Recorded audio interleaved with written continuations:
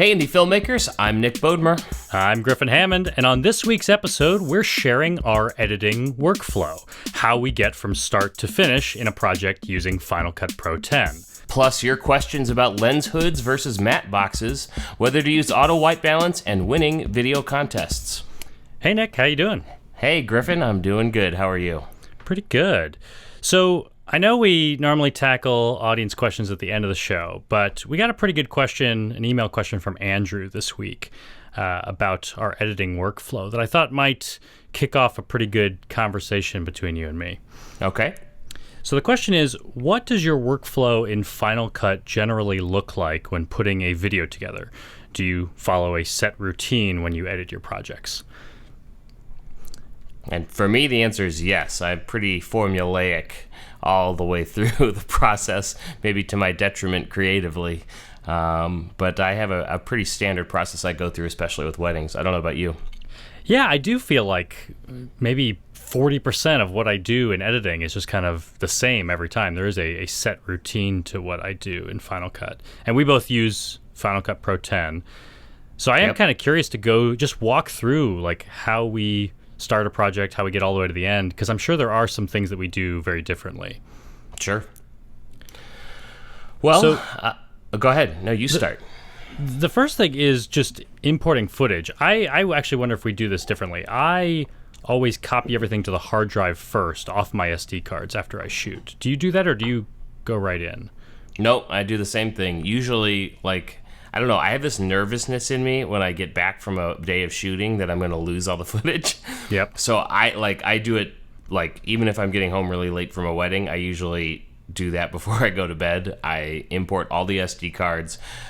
Usually what I do is I create a folder on whatever drive I'm going to be editing on with the project, and then I make folders for each SD card, and I copy each one in, so I have an exact copy of everything that was on the SD card. So I don't actually even use the import feature of Final Cut yet. I'm just getting all the data off, so I have copies of the SD cards. And once I've imported all that onto the local hard drive of my laptop, I then kick off a copy. I have a NAS, a network attached storage device with a big bunch of hard drives in it, and I copy it to that. So I know I have 2 copies at least before I go to sleep.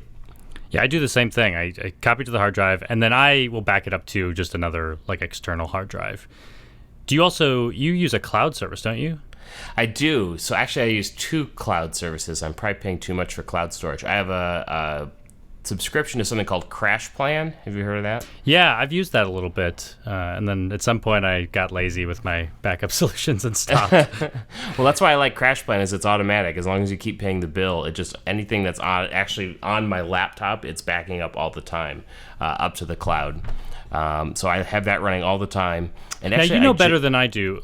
What are the perils of storing video footage on hard drives?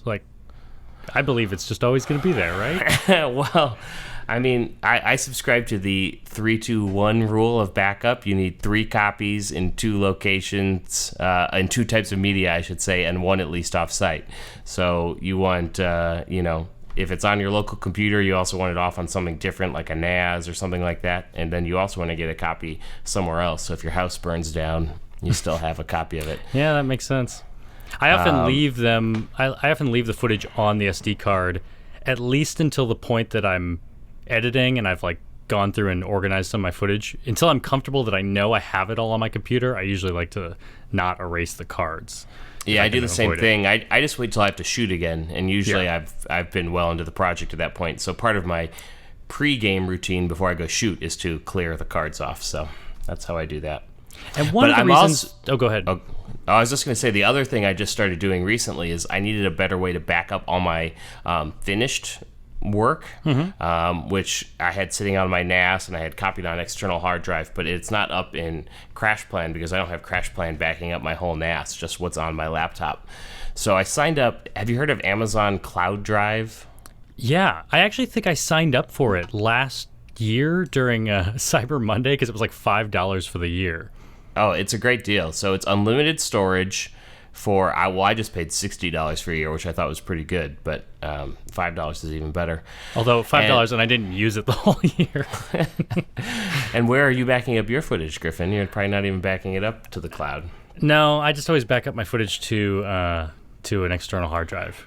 And I then got a lot of those. Do you drive them off-site somewhere so that if you get robbed or your apartment goes up in smoke? No, they're all here.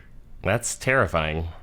I guess my one cloud backup is like I upload all my finished things to Vimeo, and I guess I just feel like at least they're there. If I really did lose everything, it wouldn't be the end of the world.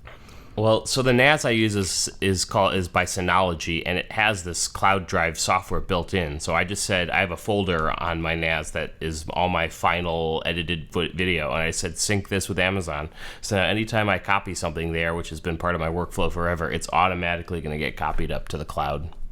Very cool. Yeah, I recommend you do it. Yeah. If you don't have a NAS, you should really get one. It's very handy. Can I just like back up to your NAS somehow?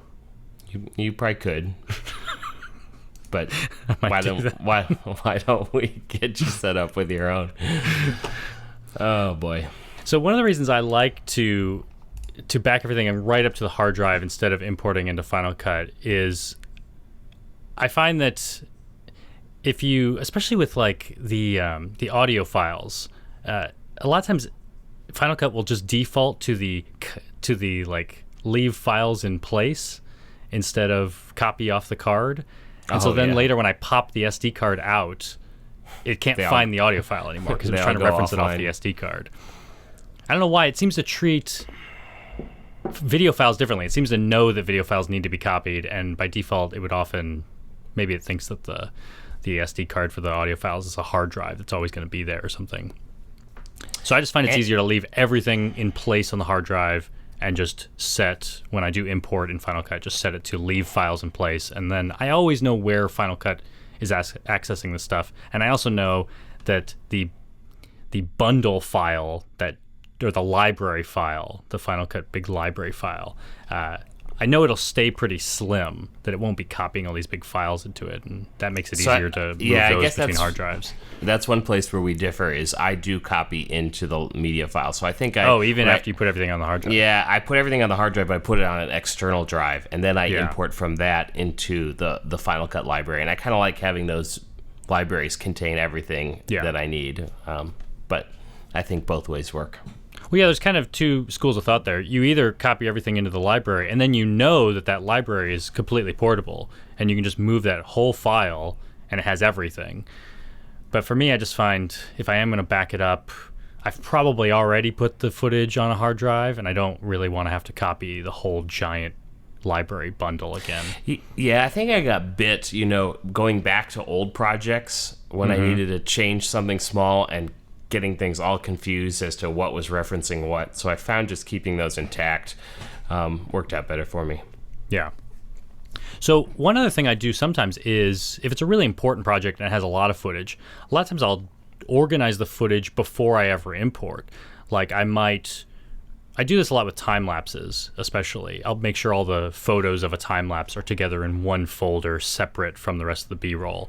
And sometimes I'll create a folder just called B-roll, and maybe I even create a folder called SOT for sound on tape for the interviews, where I'll put all the audio files from interviews, and I'll put the specific video files that are for interviews separate from the B-roll, just so that then when you import into Final Cut, there's a box you can check called like create tags from folders. Yep, absolutely. And then when you import, you already have everything is organized into a folder in Final Cut. Yep, I do the same thing. Mine are just, ST1, ST2, ST3, but those usually separate out cameras because I'm usually dealing with multi-camera coverage, and that helps me out a lot. Yeah. Cool. So you get all this stuff into Final Cut. We organize it. Sometimes I might do some additional organization in Final Cut. I might go through and there's that keyword tagger. So if I'm watching through my footage, I could go, oh, this is sometimes I do it by character if it's a documentary. Like, oh, this is Jim. If I need Jim shots, then here he is. Every time I see him, I can tag it Jim, or I can tag it, this is the logo shots of the company I'm working on, or whatever. Sure. Do you ever do any categorizing for weddings? For weddings, I don't, just because they're kind of in order already as you shoot them, and I just go in and first thing I do is edit the ceremony, then I edit the reception, and then once I have those two finalized, then I can pretty easily cut them up and turn them into my highlight film. So Mine are simpler, so I don't need that, but I can certainly understand on a larger project where you're, have different things on different days and over weeks or even months of shooting, it's really going to make life a lot easier. Yeah. And we talked about this in a previous episode when we talked about weddings. I forget, do you shoot everything in slow motion? Or just specific things? Usually I shoot everything 60 frames per second. Okay. I was going to say, there have been projects where, like a wedding, where I'll switch back and forth. I'm trying to shoot a lot in slow motion, but maybe I don't always want to shoot that way. And so I end up with this hodgepodge of footage that some of it's 60p, some of it's 24p. And so a lot of times I'll go into the bin. That's not what it's called in Final Cut, but I still call it a bin from when I learned how to edit in Premiere. It's called an event, where you put all your it's like the big folder for all your footage. You can sort by several things like file type, and I think one of them you could sort by is frame rate. Oh, okay. So sometimes I'll just sort my whole event or my whole project, everything, by frame rate, and then I can select all the 60p stuff, and I could keyword it as 60p, and that way I know I'm not missing like my best slow motion stuff. That you bring up an interesting point when you were explaining events and things. I think I learned this trick from you, where I started creating a new library, which is Final Cut's kind of huge container. A library can contain many events. I start creating a new library for each wedding, because that does make it that one whole portable file. Do I have that right? Am I remembering that that's something you do? I think you taught me that little trick, and that really did make my life easier because it makes everything so portable. Well, yeah, and sometimes I find I'm making a lot of libraries. And just to define these real quick, so the library is the biggest, essentially a folder you can have in Final Cut. And inside a library, you can have as many projects as you want. Projects are what Premiere would call a sequence. It's just a timeline. A project is just the things you're editing. An event can hold all the clips that go in those projects. And then a library can hold events and projects. And so presumably you could edit everything you ever edit in one big library, but it would get a little bit unwieldy. It would have all your render files. It would just get gigantic. Yep. And so pretty much I almost treat a library like you would a project in Premiere. Every time I make a new video, I usually make a new library. And that way you could close libraries and open them. You don't have to have them all open in Final Cut at the same time. So it just seems easier to treat each video as its own library. But you can imagine something where you're producing multiple videos where you're going to be using the same content, and that's when you'd want that all contained within one library. Right. And then the libraries look like one file on the hard drive. You can right-click on them and say Show Package Contents if you want to see everything inside. So sometimes if I have a library that's really big, this happens to me a lot when I travel, is like I might have been doing all this rendering and this library file is like 100 gigs. And suddenly I have a flight I need to be on in 2 hours. And I'm like, I got to go right now. But I would like to bring some version of this thing with me. So sometimes I'll just right-click on the library, go Show Package Contents.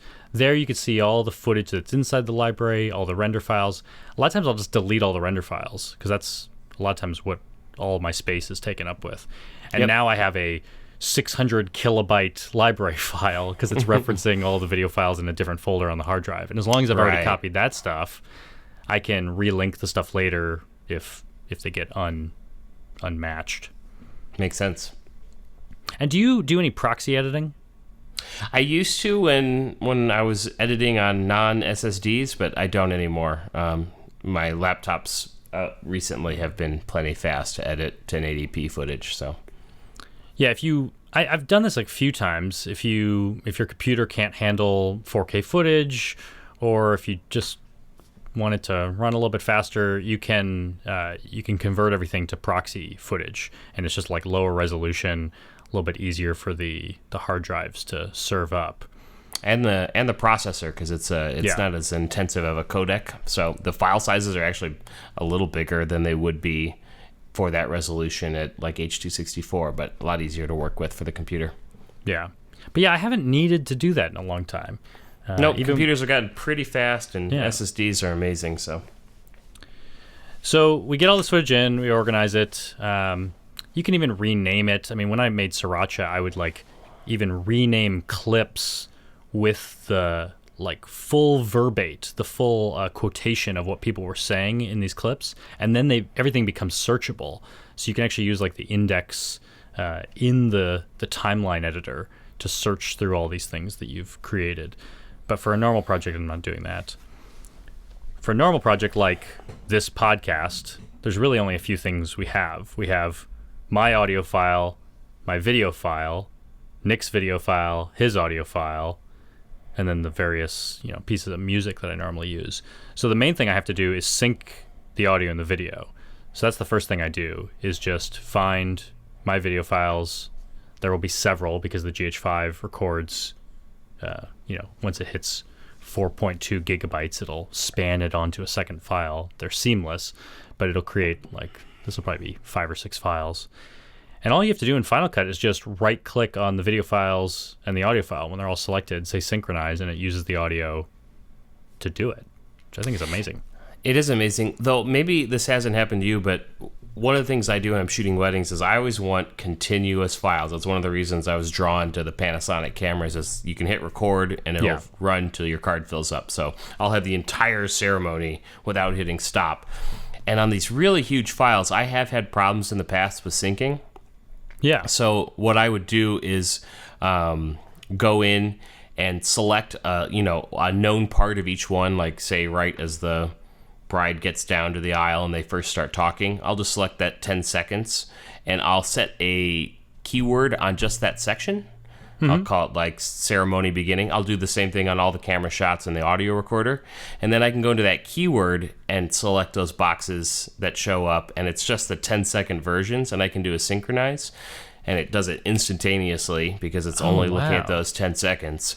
And then I take that synchronized file and just open it up and then just re-expand out all the video. And then everything's perfectly synced. So that's my little shortcut for when you've got really big files that it really has trouble analyzing for sync, is just selecting a small known range of each one and putting a keyword on it and then going and synchronizing from there.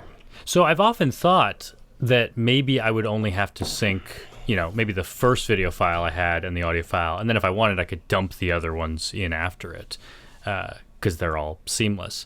But I have never known about or thought about this trick that you came up with. Yeah. And do you have to set a keyword, or can you just do like in points, out points first? Well, there's really no good way to select multiple ranges on multiple clips, unless you know of one. Maybe there is. And have it synchronized. So that was my trick. It was setting that keyword, because then when you click that keyword, you only get those sections in the bin or whatever you call it. Right. When you select just one area, I guess you could set an in point, out point first. But once you hit Command K to bring up the keyword editor and you put in ceremony, now when you click on that new folder that it's created out of just those keywords, the clips actually look like they're just those sections. Yep, exactly. Yeah, interesting. And then you just sync those. That's really smart. Yeah, it works out well for me. So then I will either go into that clip, that synchronized clip. You can right-click and say open. In fact, Final Cut's kind of gotten rid of the way to get into that. Like, you used to be able to double-click on it, right? Yeah. And now you can only right-click on it and say open clip. Yeah. Yeah. So you get inside, you get your video file, your audio file. You'll turn down the audio on the video file. And then sometimes I'll either copy everything out of that synchronized clip because I want to edit it, and I'll just paste it into my timeline. Or I can leave it once I've made my changes inside, maybe move that mono audio that was just on the left channel to both channels. I could do all that inside. And now in your event where you have that synchronized clip, you can just edit with that, and it treats it like one piece of video with audio attached. Yep. Which I do a lot. I like to leave them intact. I blow into them to do my cuts. If I'm just doing a 2-camera thing, I cut within that clip. I usually move my wide angle shot below my close-up shot, because then I just go through with the close-up shot as my primary track, because it's really easy to Command B and cut out the parts I don't want, and I just disable all the sections I don't want, and then I'm good to go. Yeah. So one thing I'm doing differently with the podcast this week, based on popular demand, is normally when I go into those synchronized clips and make some adjustments to your audio and my audio. One thing I always do first is I put the compressor filter, the audio effect on. The compressor just, we've talked about this in past podcasts, just kind of normalizes the audio. Yep. And then I could set levels appropriately. If Nick's a little bit quieter this week, maybe I'll pump him up 2 decibels or something. But I had been panning us a little bit, 20% in each direction. So I'm a little bit on the left and you're a little bit on the right, or depending on which side of the room we're sitting That on. was the advanced skill you thought I wouldn't be able to figure out if I were to edit. I remember. No, I just wanted to make sure the audience knew that I was doing it on purpose. But as you point out, it's not maybe the best thing to do when people are listening to a podcast in the car, especially if you're on the driver's side. And actually, we got that exact comment from the Hyphenate on YouTube. He wrote, "Great podcast, been listening since the first episode. You guys have great topics, tips, perspectives. As for the audio for podcast, I definitely think it's best to have both your voices equally balanced on the left and right space. I listen to you guys a lot when I drive also and have noticed the panning, and I'm personally not a fan of it too much. I have never commented on it because I didn't want to seem cynical or like a troll, but since it came up, I prefer both of you sound equal," because he listens in the car. So, well, I agree. We're right down the middle this time. I wasn't going to make a big fuss about it either, but I'm glad we got so much support when I expressed my dislike of the panning. But it is important. Actually, here, let me bring up one point. Yeah. Something I've heard you talk about with video is there's a grammar to film, right? Mm-hmm. And you've told me about that. And I listen to a lot of podcasts, and I kind of feel like there's a grammar to podcasts, and that's just not something you hear very often. So when I'm listening to other podcasts, it's kind of weird to listen to ours and hear that. So yeah, you're right. I was probably breaking the grammar, and I think sometimes people break grammar in film because they're just ignorant to it. Like they're amateurs, and sometimes they do really exciting things because they are unaware of what the rules are. And I think for me, as a video guy, I just thought, how rare is it that I get to make a video where the audio is so important? And also, when I'm making the video portion, one of us is always on one side, one of us is always on the other side. And I just thought it seems natural to mess with the pan a little bit. But I guess I went overboard. It's okay. We still like you.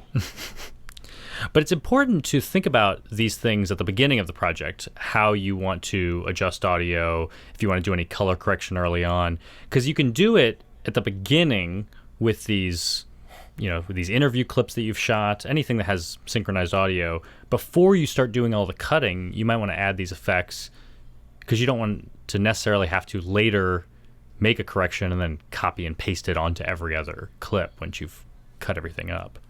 Yep. So another question we got was an email that we got from John about editing, and he said because we both use Final Cut Pro 10, he was wondering what some of our go-to plugins are. And I imagine he's referring to third-party plugins mostly because Final Cut has a lot of effects built in, but one of the nice things about Final Cut, and really a lot of editing software, you can do this in Premiere too, is download other people's editions. Well, I'm a big fan of the Star Wipe. I use that in every project. Well, surely Final Cut has its own Star Wipe, right? Actually, does it? I don't even know. I have it up. Well, one thing, I think a general theme I find with Final Cut is that this is how Apple is. Apple creates one way to do something, and they're kind of like, this is the way you want to do it. So a lot of times I find myself downloading plugins because I love something that Final Cut does, but I just want to be able to tweak it a little bit differently. There's like one part of it that's rigid, and I need someone created a more flexible version of that thing. Yep. An example is, you ever use the Ken Burns effect? Oh, yeah. So you set your starting point and your ending point, just two like crop frames. And then it just moves between. It's great for photos. You can start like punched in a little bit. It zooms out. But it always does it the same way. You notice it always has a curved, what do they call that? Like a spline or an S-curve? Yeah, like the movement starts, it eases in. It's ramped, yeah. Yeah. I think they call it ease in Final Cut. You ease in the movement, you ease out the movement. And that's your only option. You can't do a hard start. And the only reason I might want to do a hard start is if I'm dissolving between two moves, it feels a little bit weird to have one stop just as another one is beginning. Maybe I just want them to continuously move. So I actually found There's this great guy named Alex. On the internet, he goes by Alex4D, and he just creates a lot of Final Cut plugins. And I've used several of them. And one of the ones I really like of his is called Alex4D Smooth Move. And it's pretty much the Ken Burns effect, but you just have a lot more parameters that you can change. How the eases, if it eases or not, on the in point, on the out, and where it moves, you just get a lot more choices.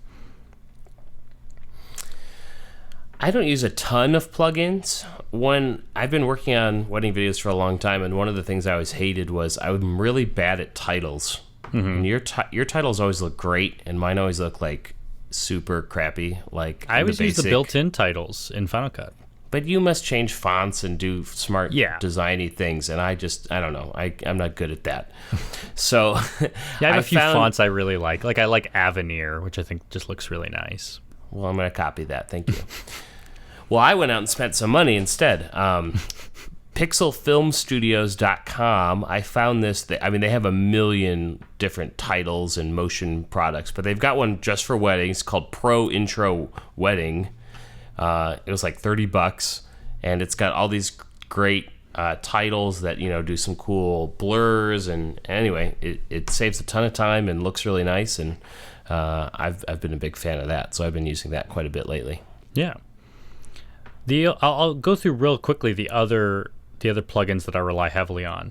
I used to use the Alex4D Mask Plus filter, which was just before one of the latest updates to Final Cut. They didn't really have what's called like a garbage matte, the ability to mask out, like set several points and create a weirdly shaped mask.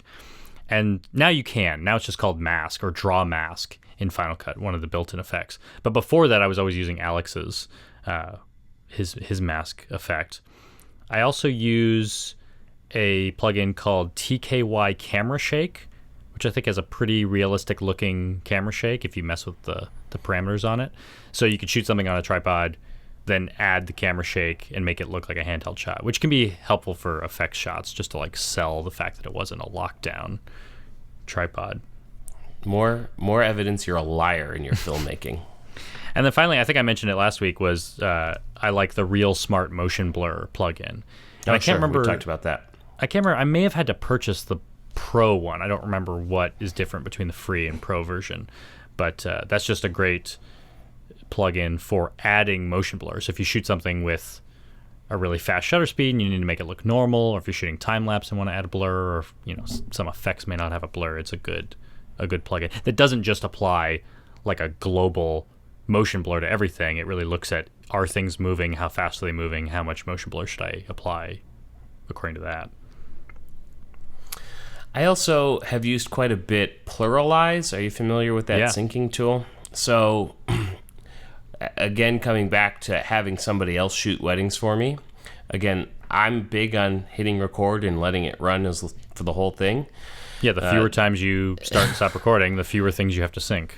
All right. Well, the first time I got a wedding back from someone, they had 3 cameras that started and stopped all the time, like maybe 30 or 40 times during a wedding ceremony. Like they'd be like 2-minute clips and then they'd move, I guess. And I was they were thinking like, we don't want to record the bad movement while I move the camera around. No one's going to want that. Right. And I think they're shooting on Canons too. Yeah. Like 5D Mark IIs or Mark IIIs, which I think they have a shorter recording limit. Is that true? Actually, I guess I don't know. I bet they cut off at 12 minutes. So that was probably a smart practice at the time with those cameras. Yeah. And I was just like, oh, this totally breaks my workflow of how I edit. And so I went out and grabbed Pluralize, which really saved my bacon, because it can take all of these millions of little clips and sync them to the audio track that the master audio track. It was never 100% perfect, but it would always get 95% of the shots right, and then I could go in and tweak it. So and you need it because Final Cut is pretty good at handling a couple clips. It can handle like 5 clips in audio. But not 30. When you throw that many at it, it doesn't work, because you go into the clip you've created and then you just have all 30 clips stacked perfectly on top of each other at the beginning. Yeah. You're like, that's not what happened. But Pluralize can do it, and I've used that. It's a little pricey, but really good tool. So briefly, I just want to mention before we get to exporting my philosophy for editing, and it usually starts with audio. I'm usually thinking about, especially if it's a documentary piece or even a wedding film, what's the soundtrack to this film? And a story can often be driven by the interviews. So often I'm cutting the interviews first, getting the audio kind of in place, and then I'm layering B-roll on top. And that's how I generally create most videos that I'm working on. Yeah, I do something very similar where it's get the kind of the story part. Like if I'm doing a highlight film, what's the story? What are the main things that are driving the highlight film? And then I find all the pretty shots to layer on top of it. And I think that can kind of help focus you. I think some people who are new to editing are kind of overwhelmed by I just went out and shot hours of footage. How do I even begin to put it all together? And I think if you can just kind of focus on one thing at a time, it helps.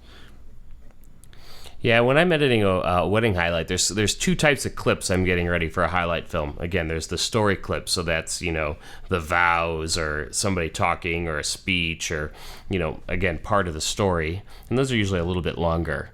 And then I have all the, the beauty shots you go out and get. And when I go through all my footage and I find every little beauty shot that I think I might like, I trim it and drop it onto the timeline. And then I edit the story a little bit, and then I start pulling in all these pieces from the back of the timeline. I'm not sure if there's a better way to do it, but that's kind of what I've done. Yeah. I'm also kind of a in the timeline editor. I like to throw a lot of stuff down there and start with a project. Maybe I'm making a 5-minute film, and at some point I'll have 40 minutes of content in the timeline. Yep. And it's kind of laid out generally in the order. I'll do a lot of organizing that way. And then I'm trimming down, grabbing things from the back of the timeline, putting them on top. Whereas I know some people, I guess if you know exactly what you want out of a film, you could just be more of a in the bin editor where you're setting in points, out points, putting them down. You're only putting stuff in the timeline that you know is going to be in the film. Now, here's a question, because I'm a laptop editor only now, and I don't think I could go back to not having a touchpad. Do you have one of those wireless touchpads to use while you're editing?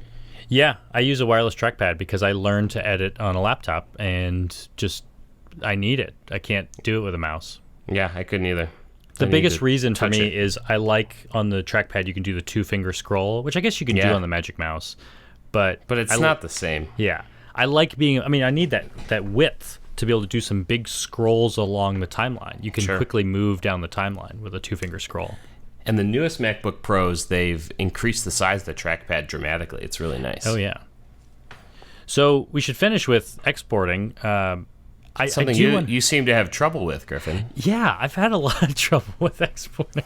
So a few weeks ago, we talked about how I had exported the video version of this podcast without audio. I managed to do that because I'd been exporting some other things without audio, some effects shots. And as someone pointed out, why do I ever need to export anything without audio? They're right. Just because it's an effect shot, I guess I thought the audio takes a little bit longer to render, but it's not really that long for a 5-second shot. But because I'd switched off, gone to video only, I managed to export a whole video only. And my whole workflow was kind of weird. I was exporting ProRes out of Final Cut so that I could bring it into Adobe Media Encoder because I really like Adobe Media Encoder. And then I could create the H.264 file that will go onto the internet. And that's it was a time-consuming process. So people convinced me to start playing around with exporting through Compressor instead. You can do that directly out of Final Cut. And that's what I've been doing, and it's been working well. It's been going fast. It's faster than Adobe Media Encoder. It's great. Until this last podcast, last week, I kind of remembered why I like Adobe Media Encoder so much. That I finished editing the podcast. It's a 40-minute video. And overnight, I think, let me export it overnight so that in the morning it's ready to go. And it goes for an hour. And when I wake up in the morning, I come in and it's failed after 1 hour. It's odd. Yeah, but this happens to me fairly regularly in Compressor, maybe 5% of the time. Really? Whereas this never, I almost never have failures in Adobe Media Encoder. Did it describe the failure? I mean, what happened? I don't know. It was actually a weird error that I didn't understand. And then I went to export again, and it went for an hour and a half or something, and then failed again. And I don't know. I mean, I was throwing at it some weird stuff. Like at this point, especially when I get near the end of a video project where I'm almost done, I start to make some lazy choices that are not like smart data choices. Like I might be editing maybe the audio, maybe I added a new audio file and it's actually coming right off the SD card, or like now I'm editing some video clips that are on a hard drive, an external hard drive, and there's video clips on the local hard drive. They may be coming from multiple places. I think at this point I was actually editing a video where my laptop was acting as an external hard drive through Thunderbolt.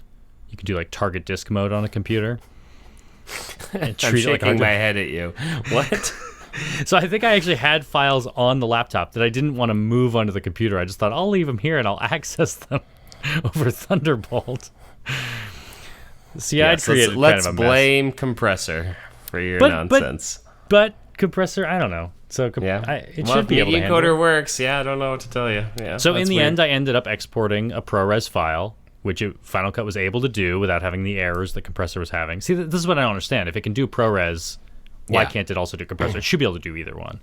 Yep. But I ended up exporting the huge ProRes file, 50 gigs or something, then ran that through Media Encoder, and it worked. I think that's why I find myself relying on that workflow, is that it just seems bulletproof. It takes longer, but ProRes, I know Final Cut can always handle that. It's like less processor intensive than creating H.264. Do you always keep those ProRes files? Is that what you archive? I do often archive those, but for something like the podcast where it's like, I don't, it would. What are you saying about the podcast? It's not important to you? Yeah, it's for archival reasons. I'm not terribly concerned about having like a perfect, a nice bitrate copy. That hurts. That hurts. There's going to be too many of these episodes for me to worry about having super. That's why we're gonna buy you a NAS so you can export ProRes of every episode. In just a moment, we're answering questions about matte boxes, white balance, stop motion animation, and video contests. Hey, Nick. Yeah? I got exciting news for you. Tell me, We have a sponsor. No. Yes. No, I don't believe it. Hey Indie Filmmakers is brought to you by fellow filmmakers, WaveM Studios. They're from the UK, and they're making a documentary about Commodore. You know what Commodore is? I do. The manufacturers of some of the first ever home computers that famously closed its doors forever in 1984. Currently on Kickstarter, The Commodore Story is a full-length documentary tracking the Commodore's evolution from the 70s to the 90s, and from the Commodore PET and the VIC-20 to the Commodore 64 and Amiga. The film is full of Commodore legends, plus game makers, musicians, and enthusiasts from around the world. And one thing I love about this Kickstarter project is that they are actually pricing things appropriately, which I feel like a lot of films on Kickstarter don't do. Their base product is for £10, you get the digital download of the film. All right, help me with the conversion. What's a pound? It's like $13. That's brilliant. We used to have a Commodore in the house, Commodore 64. My dad is a programmer, and he had a VIC-20. I've heard him talk about all this stuff. So your household would have all these things. Yeah, well, we're nerdy. But I'm going to have to send this project to him. He's really going to get a kick out of this. I'm sure he'd love to see this film. Oh, yeah. So I'm excited. I love that one of our sponsors is a fellow filmmaker doing something cool. And I think I'm definitely going to have to back this project. This is just me talking. So, and if you want to back this project, it's on Kickstarter. And we'll put the link in our show notes at Hey.film. So before we get to our first question, I just want to give you an update from my friend Arik in Israel. He heard our podcast last week where I was talking about sine waves and shooting in 50 hertz. And one of the questions we walked away with was, wait, you could definitely shoot at a 1/50th shutter speed in Europe if you have an American camera, and that will fix the strobing light problem. But we were wondering, can you also shoot in 1/100th of a second shutter? Well, will that definitely work? And we weren't entirely sure if the math worked out. But it does. And that's because Arik pointed out to me that in each of those 50 cycles per second, you're actually getting 2 parts of optimum light output. So it's really cycling. It's pretty much cycling 100 times a second. So doing a shutter speed of 1/100th of a second will also work. But I think it has to be one of those two. It has to be 1/50th of a second or 1/100th. Yeah, in theory, 1/200th of a second would not work. Right. It might. I imagine it might look like it's kind of working for a while, but because it's so fast. Yeah. Yeah, but it's still going to get out of sync. So. We got another email from Eric who says he doesn't usually shoot weddings and haven't been to one with a professional videographer, so we should bear with him, which we will. He's shooting an outdoor wedding using a Panasonic camcorder for the lockdown shot and a T3i for the close-ups.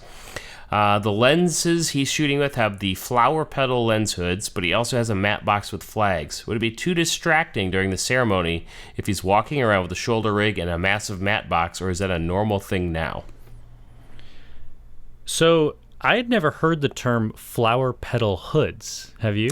I hadn't, but I immediately knew exactly what he was talking about. Yeah. Right? It's the standard lens hood that has the curvy things around it. Right? But you know what? I did not realize this. Did you notice that the flower petal hoods only come on zoom lenses and not on prime lenses? Did not notice Prime that. lenses generally have like just a perfect tube as a lens hood. Do you have any idea why? I mean, are they designed to lock on a certain way so that as the lens rotates, the appropriate, on zoom lenses they don't turn, and actually it would be a problem if they turned, because the reason that flower petal shape exists is you have a circular lens, but you have a widescreen rectangular sensor video coming in, and so to avoid the vignetting, you have to have those gaps in the four corners. Interesting.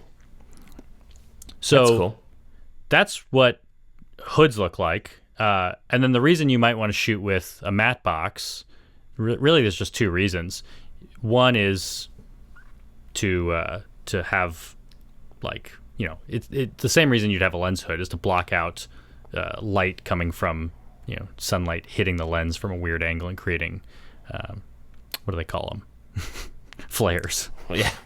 I was going to say sunspots. That's not right. Sunspot.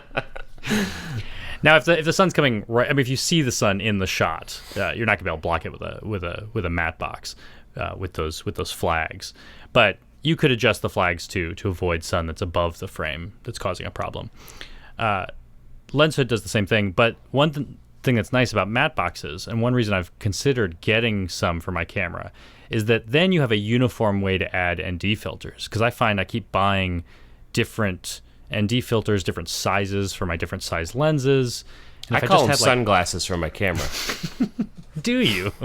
But if I had one matte box that fit on all my lenses, then I could have some uniform ND filters for it. So that's one reason I might want to pick one up. But what do you think about having them at a wedding? I mean, I don't think there's any problem with doing that. I could tell you I've never had a problem with using the lens hoods. I mean, that has always worked fine for me. So if it's extra work and more bulk to carry around, I probably wouldn't do it. But I don't think it's a problem. You might actually even look more professional. And, people sometimes like to see you show up with all the crazy gear, even though we know that doesn't matter. Sometimes it makes people feel good. So, well, yeah, that was a question, especially early in the days of DSLRs shooting video, was, can you bring a DSLR shooting video to a wedding and look like a professional videographer? And a lot of people just said, no, you need a shoulder cam. And they would buy those kind of cameras instead. So, thankfully, I don't think that's true anymore. I think people have gotten used to SLR-style cameras. I mean, for a long time, I just throw a microphone on top of the DSLR just to make it look like, hey, it's video. Yeah. But people still stop and pose like it's a photo camera. Yeah. But yeah, I just don't. For me, I wouldn't want that giant rig. I mean, you'll probably need rails, a rail system to hold up that matte box. I actually don't even use lens hoods ever. Like, I just deal with flares. I guess I like them. Yeah, like what's his name? Star Trek. J.J. Abrams. So we got a YouTube comment from that guy Ronnie, who's asking about white balance.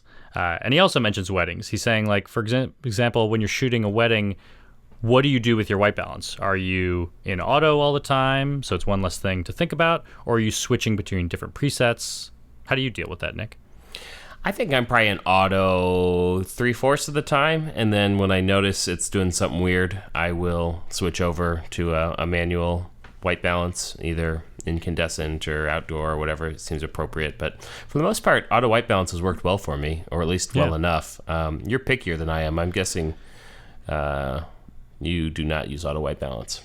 Yeah, my mantra is manual everything. Like, I don't want my focus to change during a shot. I don't want my exposure to change. So I'm never shooting, like, for example, with exposure, I'm never shooting in, like, P or A or S priority modes. I'm always in all manual. I want complete control over my shutter, my aperture, my focus, my ISO, and my white balance. It's all manual. So with white balance, especially for weddings, a lot of times I would just do a custom white balance in different settings. I might, if I'm outside, I'll just use the built-in sun preset. But when I'm inside, like, the reception hall probably looks different than the hallway outside the reception hall. There's probably different lighting and different colors and stuff. So I'll just, like, set a custom white balance in each place, and then I'll just cycle between those presets that I've created. And use that by using, like, a gray card or something? Yeah, I would bring a gray card with me and just do a custom white balance right on the gray card. So most cameras have this option, right? It's in the white balance settings. You see custom, and then you need something that is neutral. So that's why we have something called a gray card. You hold in front of the camera. It knows exactly what color temperature that should be, and it can use it to set the color temperature exactly. Yeah. But I've also learned that white balance is subjective. I mean, sometimes you want things to be warmer than they actually are, to look warmer. You know, sometimes when I'm outside, I might I might make it even more yellow because I want to, like, show how warm and summery it was outside. Or if it feels really cold outside, maybe I want to make it bluer than it actually is. So I don't always rely on the presets or perfect custom settings. Sometimes I'll just go right to the Kelvin and just dial in a number that I feel looks good. Sure. YouTube comment from Poto, who is asking about the end credits that like, little end tag that I put on all my videos. Do you know what he's talking about? Yep, I know what he's talking about. The fridge. Yeah. Refrigerator. Yep. On my refrigerator, a little magnet dancing around. And he's just wondering how I did that. It's a stop motion animation. It's like a time lapse. I have the shutter firing every 3 seconds, and I'm moving the magnet in between each exposure. But what the additional layer that's really cool is the fact that the shot is moving. It's like a dolly shot. And that's just my Cinetics 360. It's a motorized slider. And it's great for time lapses because only could a motorized slider move so perfectly slowly. I mean, you got to imagine if this thing was shot over several minutes, how slowly that thing has to move to get that shot. But when it's sped up, one frame every, or one photo every frame, 24 or 30 frames a second, it looks pretty cool.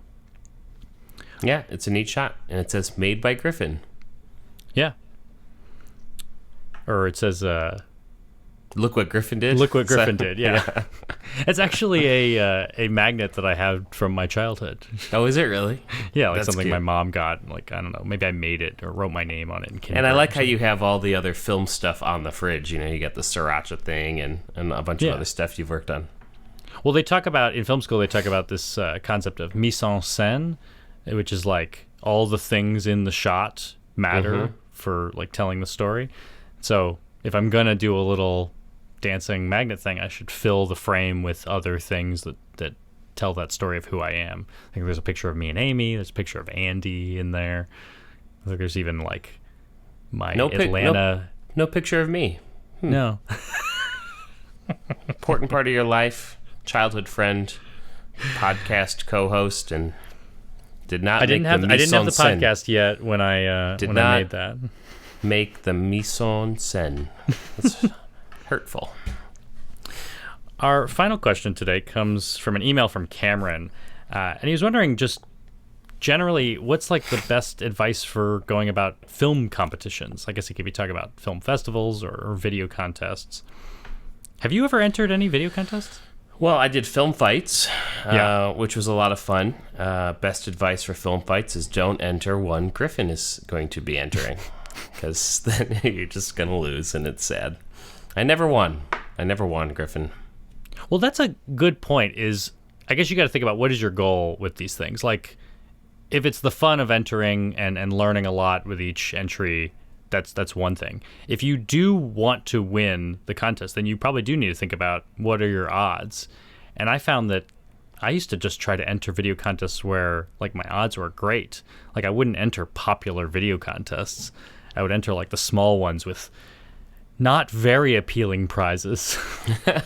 Like maybe the grand prize is $1,000, not $50,000. I'm not going to win the like Super Bowl. You won a lot of contests. I kind of forgot about that. But Yeah. in college, you did that like crazy. Like you won a laptop and you won money and there was avocados. I don't remember. Well, yeah, I guess that was back before I had freelance work. Like before Yeah. people were knocking on my door to make videos for them, I found video contests were a great way to get out there and make some money. And I won a laptop that way. I won $5,000 in one contest, $1,000 in another contest. And for me, I found there was a specific kind of contest where I did really well. It was contests that started with a judging round where they picked finalists, because I was usually good enough to be one of the top 10 finalists. But I was never good enough to be like the number one, according to the judges. But if the contest then had a second round where it was popular vote, which happened a lot in video contests because they want people to like show up and talk about the contest. So they would do a popular vote amongst the finalists. And I could get people to turn out, my Film Fights friends, my college friends, you know, all the different You would communities just I was make me part of. slave and click and vote for you over and over and over Yeah. again. I was on Facebook before most schools had Facebook, so I could use all these tools. So yeah, you got to find contests that like are a fit for you, and those, and same with film festivals. Find film festivals that fit the film that you've made. But you're right about sometimes the point of it shouldn't necessarily be to win, especially if you're growing your craft. Sometimes we get so stuck on what film am I going to make, and it's hard to decide that when you get these projects like a film contest or something that's so defined, you just have to go do it, and it kind of boxes you in and gets you started, which I think is good. Well, yeah, if you have trouble coming up with the idea for your next film, they're telling you in a contest, do this. In fact, there's one right now that I think is kind of inspiring that Adobe is doing. It's called the Make the Cut contest, and it's pretty cool. What they're doing is they've made all this music video footage from the band Imagine Dragons available, and you can just download this footage and cut your own music video, and they're looking to see who can make the best ones. Oh, that's awesome. And there's a grand prize of $25,000, which I don't think I could win. But there's also several prizes of $1,000, and a lot of those prizes also come with a year of Adobe Creative Cloud.